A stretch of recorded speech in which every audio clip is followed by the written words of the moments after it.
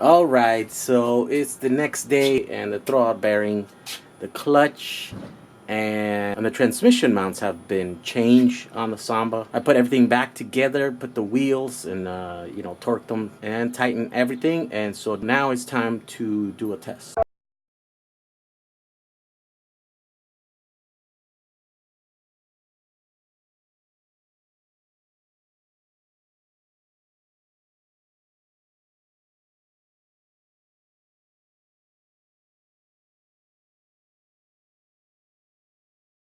The bus is for the most part now fixed. I spent some time today going through everything. We adjusted the brakes, we adjusted the clutch. Now you can shift through to all the gears and stuff, and it's nice and quiet. But there is one tiny problem that it's very annoying, and I haven't been able to figure out what it is. It feels bouncy. It's hard to describe, but there's some kind of wobble in the back, and the whole car just feels bouncier than it did before installing this new transmission.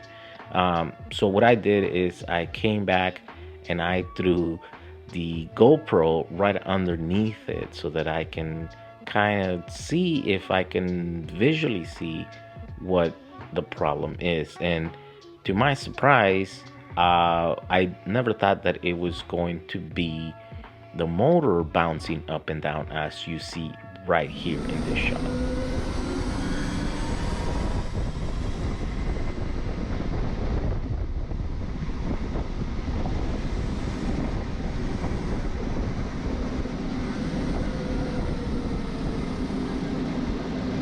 I thought the problem was that maybe one of my tires was out of balance or something, but all these tires have been balanced. I just put new tires in January, and all of those, when they were mounted, they were balanced. I've rotated tires not only from front to back, but it also crisscross, and it's helped somewhat. It's changed the way it wobbles, but it hasn't made it go away. And so I what do you guys think that is? I mean, I can't. The only thing that I can think of, and I can't check that until I go down there to EV West, is that maybe my brake drums are out of round, and so what happens is it's putting pressure on the hydraulic lines, and what that is doing is essentially activating the brake transducer. And so it's the equivalent of me pressing and a strobing action the brake. And so if that's happening while I'm stepping on the throttle, then it's robbing torque, because brake, according to Brian from HPVS, applying brake transducer signal robs torque away from throttle. So if you give 100% throttle and 100% brake signal to the controller, then it will give you 50% torque. And so if that's what's happening while I'm going down the road, that might explain why the motor's is bouncing around like that. And so that's the only thing that I can think. But the only way to really check that is by throwing in the controller and then see if the brake signal, the brake transducer signal, is bouncing up and down while I'm going down the road, and the motor's bouncing around like that.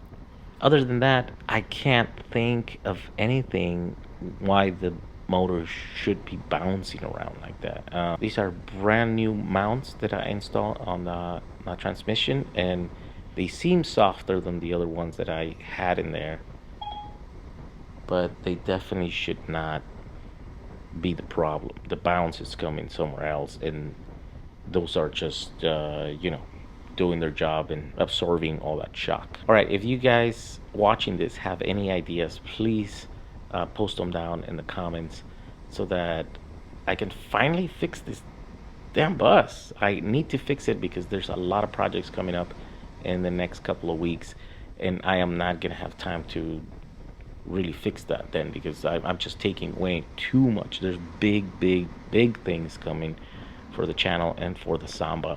I can't wait to let you guys know what these exciting new projects are all about. If you like this video, please remember, thumbs up, subscribe, and also you gotta sign in for your notifications. I just found out that YouTube does not notify all of my subscribers when I upload a video. They only do to a fraction of them, and maybe that is the reason why only about 20%, 18% of my subscribers ever watch my videos.